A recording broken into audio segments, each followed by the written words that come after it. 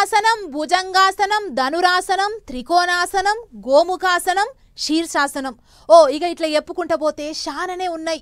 ఇలా కొన్ని ఆసనాలు దినాం కొద్దిసేపు చేసినా మస్తు ఫాయిదా ఉంటుందని చెప్తుంటారు యోగా గురువులు. కానీ అసొంటి యోగా గురువులు ఎప్పుడు లేనటువంటి, ఎవ్వరు చూడనటువంటి, ఎక్కడ ఈననటువంటి యోగాసనం వేసిండ్రు. గదేందో చూద్దాం పాన్లి.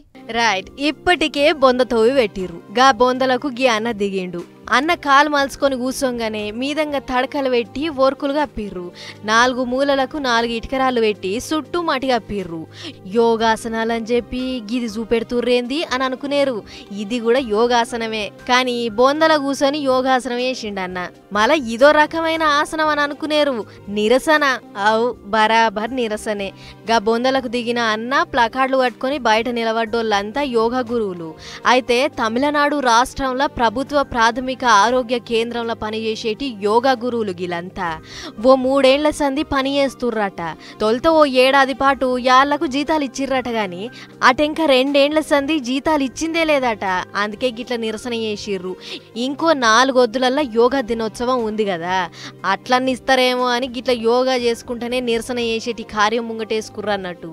ఇట్లనన్నా జీతాలు ఇస్తారేమోనని వాళ్ళ ఆశ వాళ్ళది.